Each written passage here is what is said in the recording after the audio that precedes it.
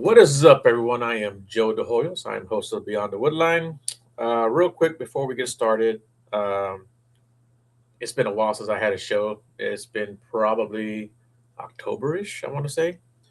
But I had a lot going on. Had a lot of stuff going on in my life, and all positive, good stuff. But um, I'm trying to share this out real quick to everyone. So just a lot of good stuff happening, and too many balls in the air. I had to put something down, so it was a show, and I know a lot of people have been asking me, man, did you quit? Did you quit? I'm like, no, I didn't quit. Just had a lot going on, and um, finally getting back at it. I was doing like one episode a week for the longest time, um, and like I said, until that October, I just had to kind of like take a step back and and kind of put other things in front of this. But this show has always been on my mind, and I didn't want to stop doing it. That was for sure, and you know, my wife was very supportive of that because that was part of it. I got married.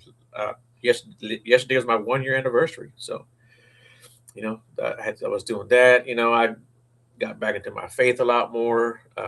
Started making rosaries. Doing all kinds of stuff. Some of you people who follow me have probably seen it. I got a bunch of rosaries on my Facebook, and so yeah, man, that's what I've been doing a lot. And I tell you what, making the rosaries, I've met some great people just doing that, man. And me and my wife, we talk about that all the time. How really happy we are. And there goes Miss Sandra. So nice to see you, Joe, man. Thanks a lot, Sandra, for tuning in. I do appreciate you. Sandra has been with me almost from day one, I want to say, since I've been doing this. This is episode 264. I think she's been with me almost from the very beginning. So I do appreciate you, Sandra. And yeah, like I said, I've been away for a while, but you know, I'm back at it, and we're getting ready to get this thing going. I probably won't be doing weekly episodes, maybe every other week, maybe even once a month, but for sure not as much as I used to, just because I got so many other things going on. And also, I almost forgot to mention, for those of you who don't know, I am the executive director for the JRG, which stands for the Jevning Research Group, headed up and founded by Mr. William Jevning. Uh, he's got 50 years plus of experience in the Bigfoot world. He was friends with Rene DeHenden and John Green. Those are two of the four pioneers that are considered pioneers in the Bigfoot world. Um, he's got a lot of experience behind him, and we've got teams all over the country. Ohio, Florida, Oklahoma, Louisiana, California, New Mexico, Oregon. Did I say Oregon already? New York State, Mississippi, Tennessee. Of course, here in Texas, where I'm at. Uh, I'm sure I'm missing out a few more states. But if you're interested in joining the team and helping us look for this elusive creature, man, shoot me an email, beyond.woodline@gmail.com. We'll get you started. If you're in a state that we don't have a team, you're more than welcome to start your own team. If you're in a state and there's a radio team, you can still start your own team. Even if you just want to kind of like tag along with somebody, we network with a lot of people. We do vet them, and we will vet you, because we just don't like to mash people in together, because unfortunately we got to watch out for everyone. So we try to do our best to make sure that we watch who we pair people up with, and we ask that you always do the same, no matter what field you're in, because like I said, there's some crazy people out there, right? And one thing we always say: research the researcher. Okay, just you got to do your homework too. So with all that being said, I know you guys don't tune in to hear me ramble on all night long with my problems and my issues. I have with me Mr. A.L. Cooley, man. How are you doing tonight? I'm doing great, man. Thank you for having me on. Yeah, man, I appreciate it. I think you reached out to me first, and we, kind of set up a deal where you'll do my show and I'll do your shows, kind of a Yeah, thing. yeah, yeah. So, yeah, man, I do appreciate you coming on. I know it's a little bit late where you're at, so yeah, if you don't mind, real quick, why don't you give us a little bit of a rundown about you and what got you started into this crazy field that we find ourselves in? Man, the paranormal is a vast field, as you know. Uh, I got interested in the paranormal ever since I was about 12 years old. Our family moved into a haunted house. Up until that time, I never had an experience whatsoever with a a ghost. I wouldn't know what a Bigfoot was. I wouldn't know what a UFO. I mean, I never had any of those experiences uh, until that time. Then 5 years in that house sure turned my head around. You know what I'm saying? Uh, which led me into later on. I have my own video production company, uh, and I did a documentary between I think it was 1996, 98, somewhere around there. I did a documentary on Ghost in the Valley, true ghost stories from Ohio and Pennsylvania area, and and then that led me on to later on in 2018. I started a couple podcasts, and one of them was Ghost in the Valley, hence from my documentary. So yeah, I've been following the paranormal, mainly haunted homes and locations, and I've never seen Bigfoot. I've never seen a UFO, uh, but that doesn't mean they don't exist. That's what I was. My thing on my show is, and I'm sure on yours, you honor everybody's stories and uh, what they went through. I'm not here to dispel anybody's stories or whatever happened to you, or your event in your life, because I know what happened to me in mine. Right. So that's basically me in a nutshell. Just starting out 12 years old. Excuse me, and I'm battling the long term effects of COVID. So Hmm. I'm still getting over that. And so yeah, I mean that's me. It's since 12 years old. I've been interested in. I'm very careful when I go out there doing investigations or in other people's homes that are haunted. Right. And I always go and not. I'm not really a paranormal investigator, but I have been on investigations. You know what I'm saying? So I'll go Right. in and do my own thing, or I have one on with a couple other people. And you never go into say the house is haunted. I try to go into debunk the situation first. Is it really haunted? Is it the Right. pipe or because 9 times out of 10 it's not haunted. But when it is, you know, uh, you gotta be very careful. You know, Right. Let's go back to when you were 12 years old. What happened that made you say there's a haunting in this house? Was it something gradual? Was it like, okay, it's haunted, or it was from day one, man. It's like pulling up okay, in the, it was pulling up in the driveway. I'm in the back seat of. Now I'm going back. I'm going to show my a little bit of my age here. That's okay. back in 1967. Oh wow, So, okay, so I'm in the back of my mom and her boyfriend at the time was moving in with us. His name was Tommy. So I'm in the back seat and I'm just happening looking out the window, and there's a fierce storm going on with the thunder and the lightning, and I can look out the range wrench window of the back seat, and I see this girl in the upstairs in the window of this house we're moving into. mhm, Like, am I the only one seeing this person? You know what I'm saying? And that's I wrote a book about it. So uh, yeah, I seen her the first thing, just pulling up the driveway. That was the day one, and then going into the house. And you know how you go up to upstairs and into an older home, it's wooden floors. The house is empty because the moving truck's not there yet with our furniture. It's an older home, so I'm walking upstairs about the room that I was looking that I seen the girl looking out of, right. So I just like cut my hands around my mouth and said, "Hello, hello," yeah, as a young kid would do because you hear the echo in the house bouncing off the walls and the floor. oh And yeah, she answers back, "Hello." So I heard a hello. So I was like, I thought it was my sister because she's about the same age as me. She came upstairs. She's messing with me, right? No, but there was nobody upstairs but me. And so I did it again, and she answers back again. So when I went downstairs, has anybody just been upstairs? And nobody's been upstairs.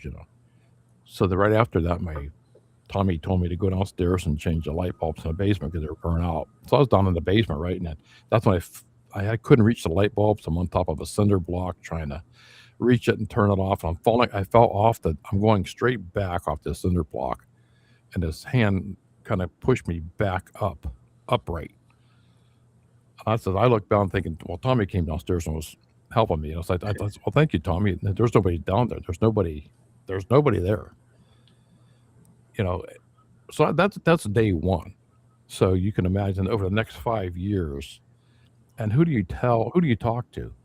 Because Yeah. my mom and dad definitely didn't believe the whole time we lived in this house. Nothing happened while they were there. So, and you can't go tell your friends because it's you're labeled crazy, just Yeah. like you know.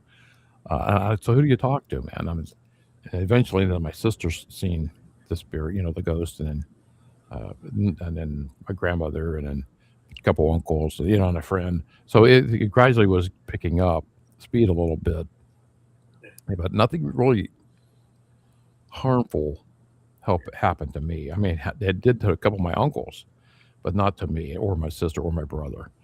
And I named the girl the ghost in the house. I named her Alice. Okay. And so that's basically it. I mean, things happened over the next 5 years, but to me, it was like a one and done thing. I never had. They say sometimes a spirit can cling to you and go to your next home, Right. or you've had it over and over and over. That's not me. It was the house the one time, and I seen her the first day we moved in, and I seen her the last day we moved out, the night before we moved out. So, not saying there nothing happened because it happened almost every day over the 5 years. I mean, footsteps up the stairs, footsteps in the basement. You can hear people in the basement walking, voices on the wall, pounding on the wall, pictures flying off the wall, uh, and it was just unreal, And the night before we moved out, you know how you get attached to a spirit. I did anyway. At first, I was scared as hell. I mean, the first 2 or 3 years living there, I wanted to get out of there. I couldn't wait for our family to move out of this house. But then the last week, you remember I just said, how everything happened for every day for 5 years. This last week, nothing. It was complete nothing. And I'm like, maybe they know we're moving, and because we found out there's more than one spirit in the house during those 5 years.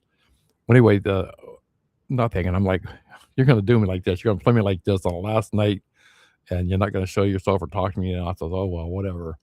And I lay in bed, and I'm laying down, and there she was, right at the end of my bed. Like when you're looking, like how you're looking at a hologram. Uh, like I almost sounded Yeah. like I could see through her, like she was a full. This time was really like a full body apparition, and I'm looking at her. She's looking at me, and for like 10 seconds, that's all lasted. And I didn't say nothing. She didn't say nothing, and that was it. And it was over. And she just kind of like faded away. So that was it. That was my whole my contact with her basically. Uh, and then I would have voices in my head over those 5 years. I would have how as you hear like mental telepathy, like don't go, don't do this. Hmm.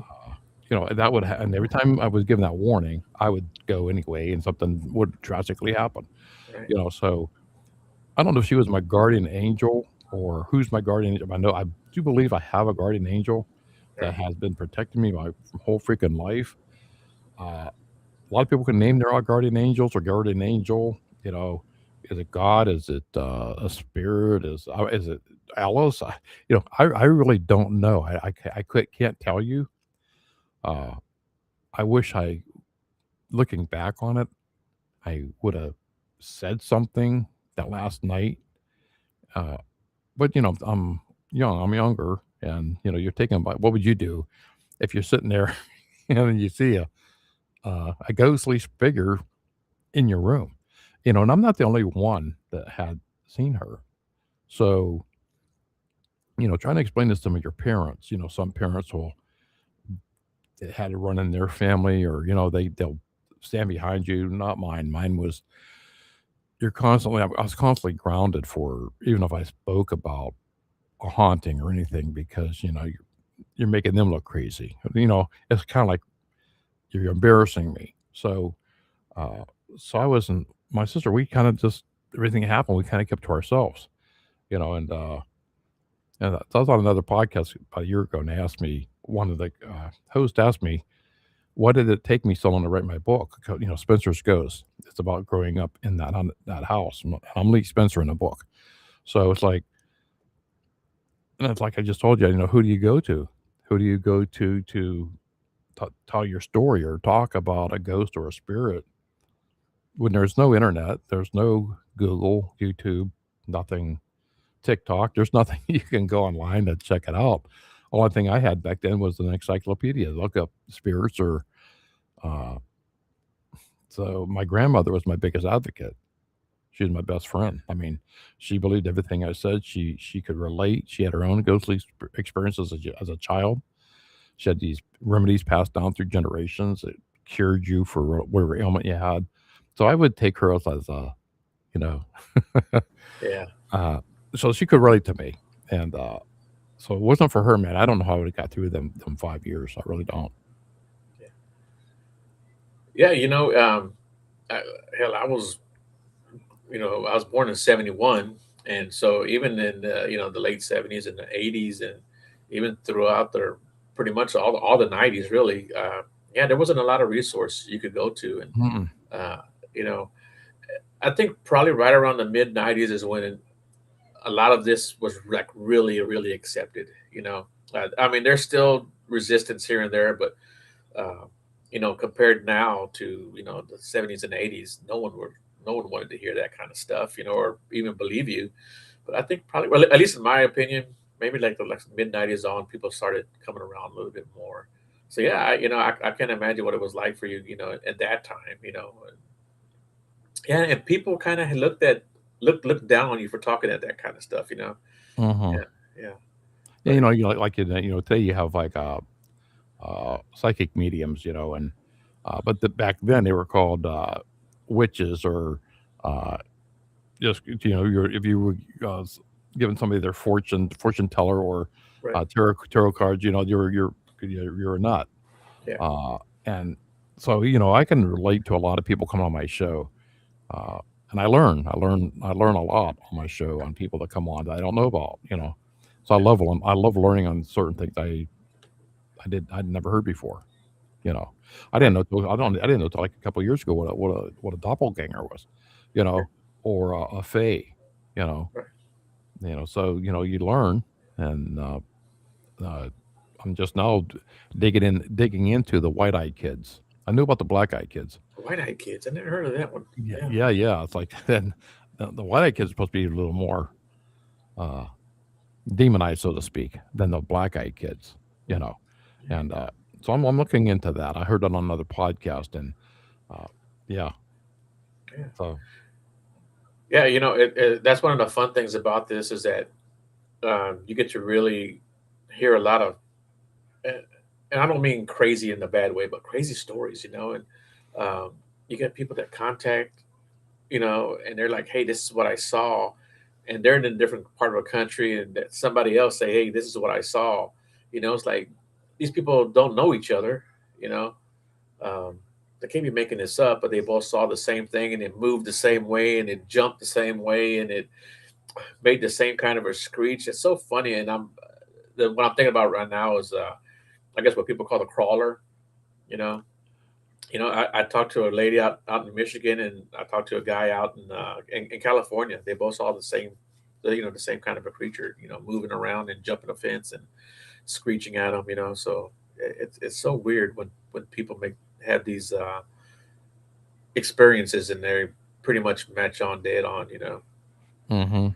I'm getting a lot of stories coming to me now for Dogman, Yeah. and that seems to be picking up big time in the Appalachian area, uh, Okay. according to me anyway. I mean, I'm getting these stories coming from that area, and I know Bigfoot's big around there, Right. but uh, What part of the country though? Because that would be by Virginia, okay. Okay. Virginia. Well, what's it called? It'll come to me. Yeah. Yeah. Oh shoot, I'm trying to think of the it's like a Of that triangle region. area Yeah. on two or three different states right there. Okay. Uh, Yeah. Yeah. I don't remember what it's called either, but I know what you're talking about. Yeah. But yeah. yeah, And, my friend of mine just came from there. He just came hiking from there. hmm, I wanted to say just like a year ago, and now here's a dude that does not believe in anything paranormal, does not believe in ghosts, does not believe in Bigfoot or aliens or any of that. He doesn't believe in anything that paranormal. Now him and his buddy were hiking it was like a 3 day hike. Uh, I can't think of the name of the trail they were on, and they were coming out of shoot, I can't think of it. It's going to come to me. They're coming out of this area, getting back in their truck, heading back down the mountainside, right? And this creature comes running out of the woods behind their pickup truck because they had all their camping gear back there, and he said first he thought it looked like he's had seen pictures of Bigfoot, but it didn't look like Bigfoot. It'd be more like a werewolf type of a creature running on all fours, like a wolf, like a huge wolf. Uh, and then they're picking up speed going down this mountain, and all of a sudden the thing stands up and it's running on its hind legs.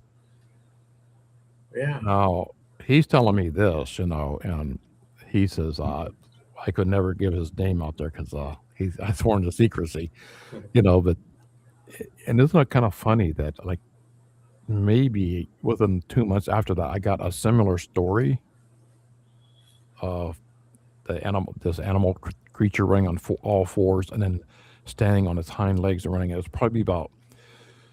Now he says I'm gonna looking in my rearview mirror. I'm guessing it was. I'm gonna say 6 to 7 feet tall. It was big, and it actually was running. So and we're going almost 50 miles an hour down this hill, which is pretty fast because you got turns and bends, and he was afraid about losing the control of his truck and going off the mountainside. And then it just darted back into the woods. And that's basically the same story I got from another gentleman that was on my show. Off, he wanted to talk about it off camera Mm. uh, because he still has his day job, and Yeah. people still label you as a nut or crazy if you talk about this stuff. Right. Yeah. And there's so much unexplained stuff out there. I mean, even Bigfoot. I know that's your specialty, I believe, right? Yeah. And I was asked this question. Maybe you was asked the same thing. Is would I did I feel Bigfoot and UFOs were connected as extraterrestrial? I never thought about that. But then it does raise your eyebrows when you find out that a lot of your Bigfoots are found around bodies of water where the UFOs are going into these lakes and stuff. And so I've been kind of researching that as well. So I don't know. I have no idea. Yeah. You know, but I love these stories that come my way. Uh, you right when you think you get your socks blown off, there's another story right behind it. Right. Yeah. And what's so cool about it is these stories like for Bigfoot or UFOs or haunted houses or graveyards. They're all over the place, man. That's from Australia, Japan, Canada, uh, Texas, Ohio. I mean, in every neck of the woods out there, somebody's listening to this. There's somebody has a crybaby bridge in their town, or Right. I mean, it's so related, coast to coast. Yeah. Yeah, or like a certain forest or patch of woods that have lights floating around or what have you. Yeah, yeah, yeah, Yeah, yeah, there's I don't know a region that I've ever talked to someone in. They didn't go there when they were in high school. To go check it out, and they saw something crazy. Whether it just be lights or whatever. Yeah, yeah. yeah. Yeah, that's one of the fun things about this. The people you get to talk to. And it's funny. I mean, even today, I'm talking to a guy here in Texas, and he's been texting me about his experience that he's had. As a matter of fact, his last message was at 6:37, a little bit before we came on the show. Um, and I've been out to his land a couple times. And it's definitely crazy out there. So I want to go back out there again. But yeah, and it's like uh, you get to talk to so many great people, and it's always like I said, it's always fun when people have the same stories and they're like in different parts of the country or even different parts of the world. And I try to be on my show, try to eliminate definitely politics Yeah. and religion. It's hard on religion Yeah, because it is. And like I said, I'm it's very much tough, into man. my faith, but I still try to keep that separated, because not everything has to do with with religion and faith. Some Hmm. things are just I think just as natural as anything else. Yeah, right, right, right. And because when I was growing up, and I grew up a Protestant, Mhm, but I converted to Catholic once once my wife and I got married. mhm. Okay. So I learned a lot in the Catholic faith, about purgatory, and so there was no purgatory in my church Right. because when you die, you're going to either go straight to hell or you're going to go straight to heaven. Mhm. There's no in between. Yeah. So either you're good or you're bad. So you're judged on your life right at your last breath. Whereas Catholics are a little different. You get that time window there, Yeah. which way you're going to go. I don't know. I mean, I don't think any of us are going to know until we die. Right. But then you have spiritualism. You know, and that was a big thing back when the Ouija board was created. Back when it was called the talking board. So and it wasn't created as a game. It was created to contact the dead, Right. and so it's n- it's nothing to mess with. That's my opinion anyway. I have people come on the show that's pro, they're advocates of it, but I had Bishop James Long on a couple years ago, and I really got enlightened by him a lot on uh, because he's no longer with the Roman Catholic Church. He's now with the old Catholic Church and the original Catholic Church, and like he was, but isn't it kind of ironic that all the exorcisms he's done, 90% come from the Roman Catholic Church. They still contact him. Mhm. So, and that's something I don't mess with either. I don't mess with exorcisms or anything that's demonic uh, or close to demonic. I remember my priest in my church when I was telling him I was making this documentary based on ghost stories. He was all into it, man. He was really interested Yeah. on my stories, and took some time and listened to me. And he said, if I can give you any advice whatsoever, is be careful out there, Yeah. as because an evil spirit is there's a thin line between an ornery spirit and a demon. So watch how you cross that line because if you cross that line, it's hard to get back. Uh, and I thought that was very good advice because I found out that a lot of this stuff that's demonic, I mean, usually comes from something that the session wasn't closed out. There's a portal wasn't closed out, whether it be a Ouija board, seance, uh, anything that you're messing with the calling out the dead. You That's why I do a protection prayer. Even when I go in these small little investigations, I do a protection prayer, and when I go in, I do one before I leave. So that's just something I do. I have a cross here on my wall. I have one back behind the curtain here. So just for that's just for me. And I believe there's a lot of people have their own beliefs and whatever you believe in. 'Cause I asked a question a long time ago. I think it was to my first guest. I asked him, "Do you believe you can move a spirit on?" You know, and he was like, What are you moving it on to?" And I'm like, "Well, the heaven or hell." He says, "Well, we're all atheists on my team or agnostic, so we would believe if you yes, you can move a spirit on, but you're moving on to another realm.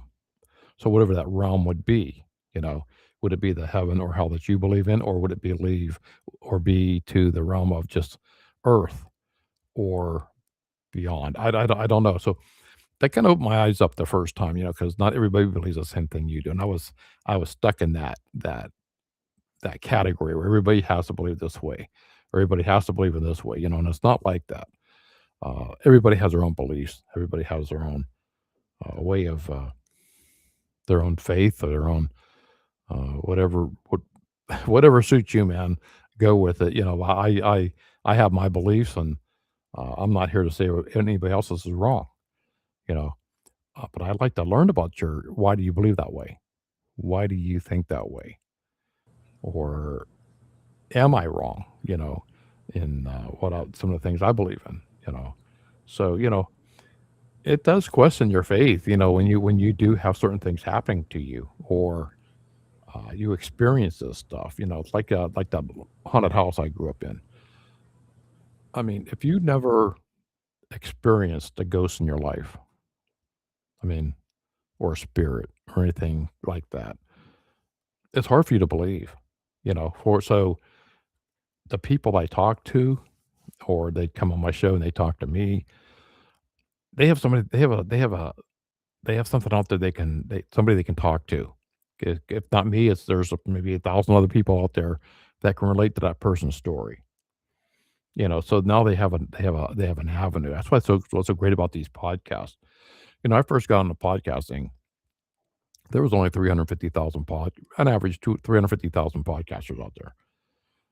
Now there's over what I just heard the other day, like 50 million. Yeah, that's crazy. So I mean, and now those 50 million, I think, what is it, 30 million or higher than that to drop off. So as one dropping off, one pops on. So they don't stay on. They're not dedicated, or I don't know, Right. or they got other, or they found out it's tougher than what you think it is. I'm a one man show, so I do my own hunting a guest, or I've been asked to be on people's show, or I do my own editing, pay for my own cost. Yeah. I don't have any backers. I don't have a network, so everything comes on my pocket. Everything I do is on my own. Do I make a lot of money on it? Heck no. Yeah. Yeah. If it You wasn't lose a for lot more than you get, right? yeah, yeah, yeah, yeah. So it's a little bit of the commercials I have on it. Pay me a little bit of money. But it ain't. If I had Yeah. to rely on podcasting, I'd be living under a bridge somewhere. Yeah. Be homeless. Yeah. For sure. Right. Yeah. But you gotta love what you're doing, man. It doesn't matter what you're doing. You gotta love what you're doing. Like yourself. I think you said before the show. Uh, you're took a little break, and I think that's cool. You have to step back every now and then. I mean, to me, family always comes first. Yeah. Life outside this comes first. This is just a passion, one of the hobbies I like doing. It's one of the things I like doing. Playing a band, I like doing that. Right.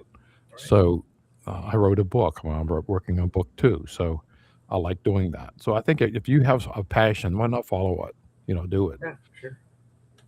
Yeah. Sandra, agree with you. Yeah. I agree. Don't cross that line. Yeah. Yeah, don't cross that line, Sandra. Yeah. Yeah, that's a tough one, man. Yeah. You know, when you're talking about the Ouija boards, uh, it seems like I've known a lot of people that have had bad experiences with it. Some people, like, well, we've gone out, we've done a bunch of time, and we've never had anything bad happen or crazy happen. But I know a lot of people that have had bad stuff happen, and not just like at that moment, but for like weeks and even months. After messing with that thing, and that's why I just don't fool with it, because you don't know what you're calling through, and you don't know. uh, some people, and they like to say, "I know what I'm doing." I don't think you really do. When No. you're dealing with that realm and these creatures, and I'm gonna call them creatures. I don't think they're humans at all. Um, when you're dealing with that, you don't know how powerful they are and how strong they are and how resistant they are. Yeah, it's like going into a house, you just call out any spirit. You just call it and it goes. You be careful, man, because you don't know what you're calling out. Right. And so, and I always say be respectful. If you're going to go into a haunted house or museum or whatever it's has activity, just be respectful. You know, these are people. These were actually people one day, and now they're deceased. So why is their spirit still lingering around? I mean, that's a $1 million question. Uh, I've had a person on the show. And usually my best conversations usually have probably the same as yours. Some of the best conversations happen after we're in the podcast. And when she was talking about a haunting, an paranormal investigation he went on, and she was upstairs, and one of her uh, other members was downstairs in the basement. They're both at the same time, and they both move. They can move spirits on. They're also psychic mediums, and but they've done that in the past. So they're both, one's upstairs trying to move the mother on. The one's in the basement trying to move the daughter on. Right? They knew about the spirit upstairs and one downstairs because they're reoccurring. What do you call that? Residual hauntings. And here it turns out that was the mother. The mother knew she was dead. The daughter did not, and it was such a moving moment that they found out that the daughter. Now this was going on for 100. I don't know how many, at least 50 years that they'd been stuck in the same spot, and they didn't know that. Like the little girl didn't know her mother was in the same house. And so when the psychic meeting upstairs moved was they're moving the spirits on at the same time. The little girl saying, "Can I now join my mother? Can I join mommy?" And she says, "Yes, you can." At that moment, when they both those spirits moved on, everything in that house shut down. All the power shut down.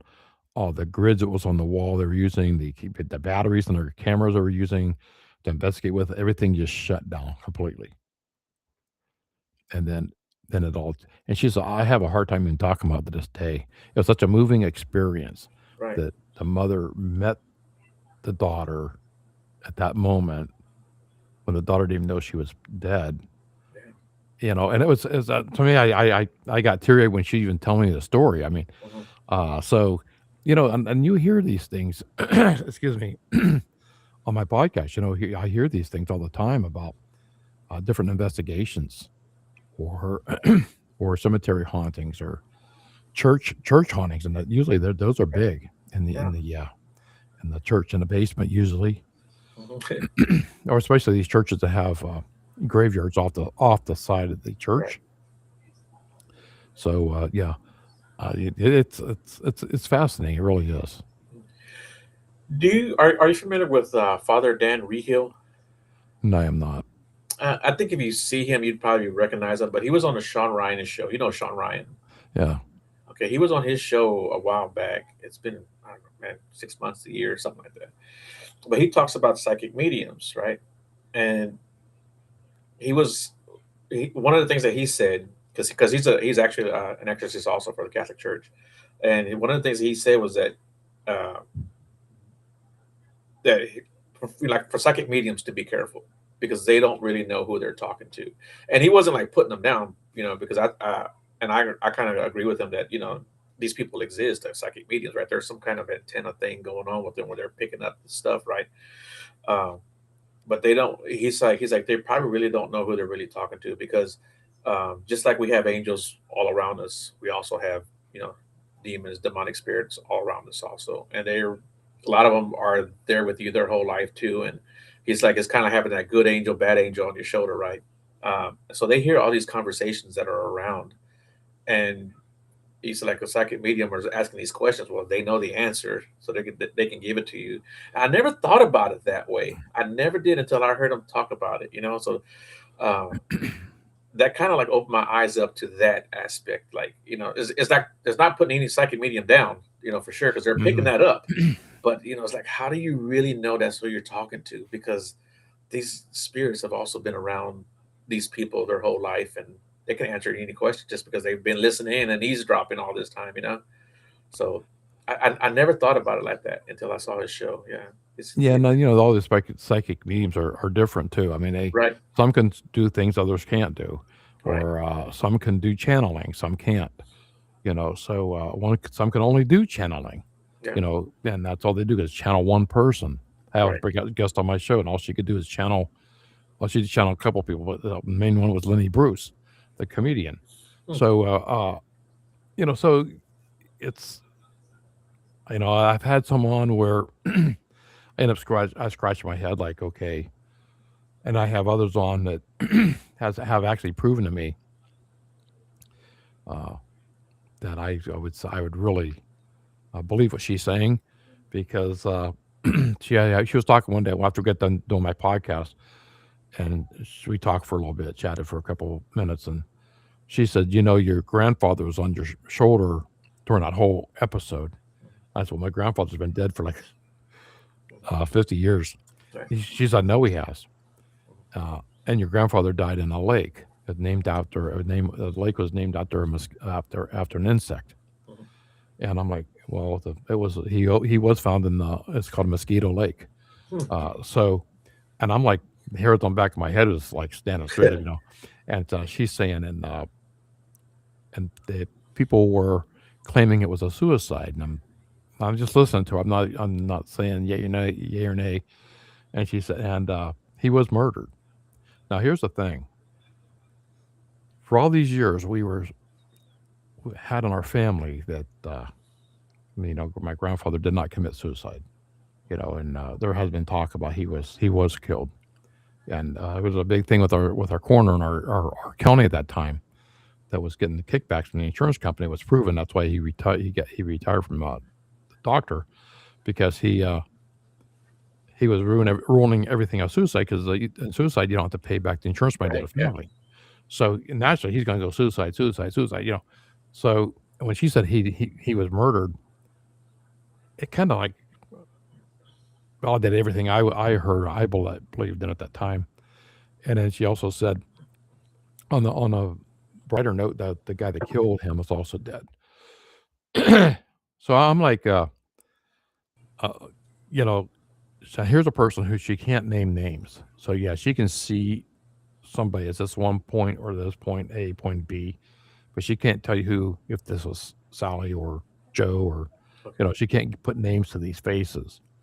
So she'd been on a couple murder investigations for a homicide where the police would call her in to find a body, and a couple times she says she's found the body, but she can't tell you who did it. She can't tell you who the murderer was or even the name of the little boy or girl that she's looking for, but she can tell you where that body is in this barrel, like under a bridge somewhere. She can tell you that. I find that very fascinating. Yeah. Yeah. Yeah. Yeah. I had this young lady. Her name was Alex. Can't remember her last name. Start with a G. But yeah, she was on my show. She's been on it twice.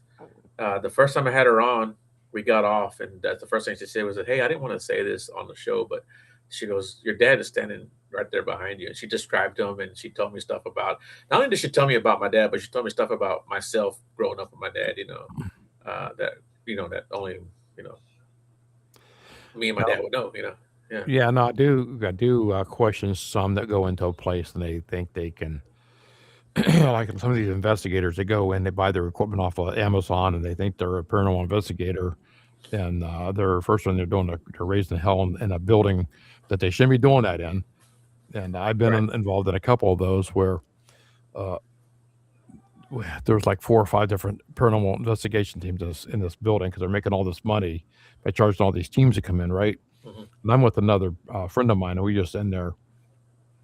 Basically, we weren't on an investigation. We were just there, kind of touring the asylum, and here all these people were.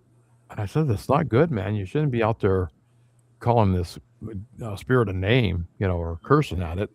It's not. It's not going to end well." And then nobody and everybody saying, "Well, he said this to me. He said that to me." I didn't get any of it off of that. Yeah. But all of a sudden, this young girl in the back of the room, the spirit contacts her. And the reason why he contacted her, because the spirit was Hispanic. Nobody else in there could, all they spoke was English. So, and finally, the spirit found somebody that she could relate to.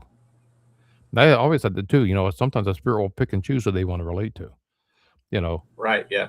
or you're doing an investigation and nothing happens. I mean, that happens. It's like fishing. Yeah. You're not gonna catch a fish every single I time you say that go all out. the time. I say that all the time. Yeah. Another thing too, if you're a I'll use the word jerk. If you're a jerk in life, you're going to be a jerk in death. I'm sorry. Exactly. I've been to a couple funerals where he was such a great guy and heck bull crap, man. The dude was a jerk, and Yeah. so if you live your life, man, that's the way you want to move on when you're dead because be nice, be kind. You don't have to be, and all this hatred out there in this world today that really it bothers me. I really have to refrain from politics on my show because when somebody starts talking on one side or the other, because they're both can be obnoxious. Of So I course. I, I just hold on, and I've had them both on the show, and the first thing I want to do is they're attacking one side and the other one's attacking the other side. And that's the first of all, this is a paranormal podcast. Yeah. I'm not here for endorsing any candidate or any side of the line there, you know. So, I really do keep that off my show. Now, religion, like I said before, that's a thin line because you're talking about life and death. You're talking about when where why didn't the spirit move on? Why didn't it go to heaven right off the bat, or uh, or hell? I mean, why is it causing all this havoc here? You know, or what is this? You know, if I had like I told somebody a few weeks ago, if you can't go into a museum and a cubicle and look at a ghost Right. or Bigfoot or Sasquatch. I mean, you can't do it. Uh, so if it's to me the paranormal is the unexplained, and it's so fascinating. You know, to me anyway. That's why I've been following it for all these years. Right. Yeah. Yeah. And you said something about that made me think of a guy named Father Mark Beard. I don't know if you know who he is. He passed away a couple of years ago, but he's all over YouTube. But yeah, he was saying that he's like just for once, I like to go to a funeral and someone stand up there and say, you know what, I don't think you made it. He goes, everybody's gonna make it. Yeah, Yeah, yeah, yeah, yeah, yeah.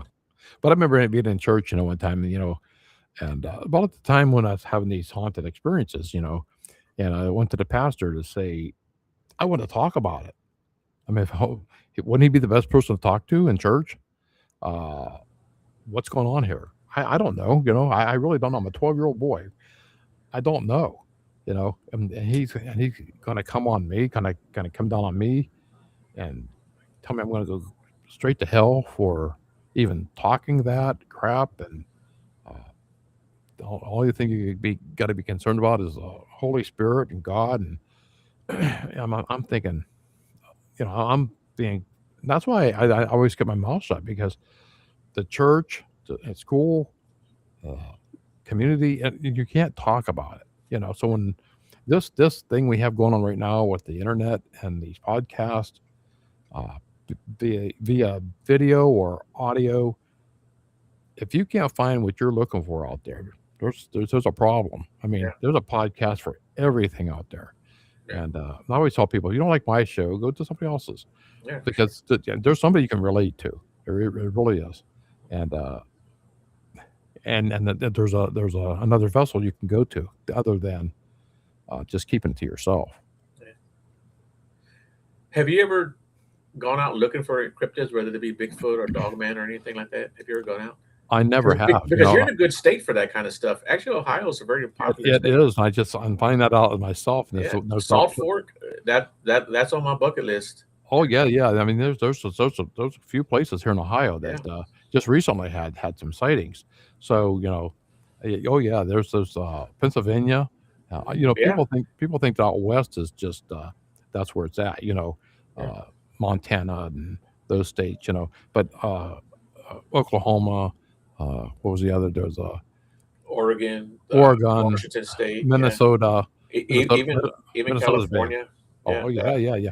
I think probably every state, yeah. but Texas is uh, actually really huge for Bigfoot and Dogman sightings. and that I haven't got a lot from Texas or Yeah, uh, yeah. I have around what's that one the Alamo. I want to go to the Alamo. Okay. So Yeah. there's a few I have on my bucket list. But I love these. People talk about Lizzie Borden House and Yeah. all these places you can go to, even here in Ohio, Mansfield Reformatory. Right. Uh, but there's so many. I like these little off the beaten path places. The one I went to last year, a house that sits back in Amish country that you would never, ever in your wildest dreams think this place has activity. And I tell you what, I haven't had that much activity since that haunted house I grew up in. Yeah. Yeah. Yeah. Like here in Texas, I mean, you're talking just a little bit east of Houston. You have San Jacinto. Um, I mean, it's maybe 15, 20 miles outside of Houston. It's not very far at all. Um, but you're talking from San Antonio all the way to San Jacinto. There's all these little battles that took place, um, and there's like all these little places that are haunted that people just don't know about. You know, Have you seen Bigfoot? I haven't seen it, but I've had some very strange. I've had stuff thrown at us. I've seen red eye shine. We've heard vocals and found footprints. Of course, yeah, we've had some pretty good experiences out there. Yeah, Now, when I was doing my documentary, I did one called the Hogback Bridge. It's in Hermitage, Pennsylvania, and like I said before, we didn't have the internet. So how I got my stories was I went to the newspapers: Cleveland Plain Dealer, Youngstown, Cincinnati, Pittsburgh. So I would put in ads in these papers. I'm spending money, man, yeah, to have people send me their their ghost story, right? Well, and a lot of it was by via mail. yeah, So I would have all these stories coming into me. Well, I had 3 stories from the same place from different people. Now that perked my interest, and it's not far from me. So within 50 miles, I'm traveling from here to there, and because I'm kind of like on the north, I'm not too far from the border from PA. So I traveled to Pennsylvania. I had my own crew. I went to Youngstown and went to a talent agency and picked up some actors to play the parts of my movie in my show.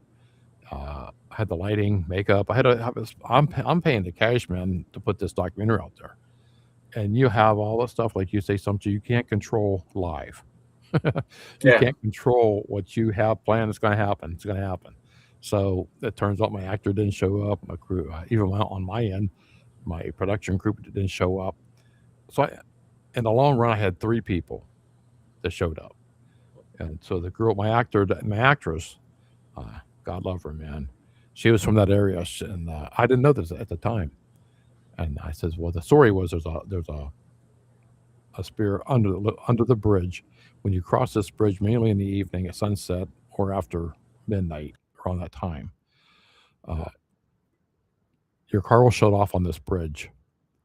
It won't turn back on, and that spirit comes up and it's in your back seat of your car. It's a young girl, and then when you look in the rearview mirror, she's back there. When you turn around, she's not there. Then your car will start back up, and that was basically the story. And so my thing is, where's this girl coming from? So instead of doing nothing at night, it's hard to videotape at night, especially back when you didn't have low lighting cameras, so I had to use what I had, and we did it in the daylight, and not the night. I just told her since my crew didn't show up, I didn't want to leave her on a bridge by herself. So we're coming down filming the bridge, right? And the ghost is supposed to be on the bridge as we're coming down, like you're in a car.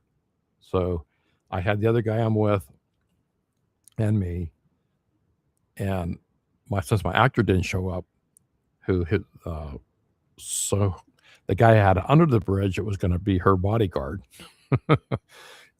Ended up being playing the actor in the because the actor didn't really say nothing. All he did is get off the car and look for the who's the witch or the girl under the bridge, and so she basically had to stand there by herself for almost 5 minutes, and I to this day I regret doing that because I put her in harm's way, and I learned a lot right, in my early video days. So I would never do that today. Uh, but after I came back down, after I got her off that bridge, when I did the scene with her, took her back up the top of the hill because as it works out, you're coming down Hogback Road, and it's a regular residential area, right? Like a regular town. But then you come to a sign that says uh, emergency vehicles not I'll be on this point.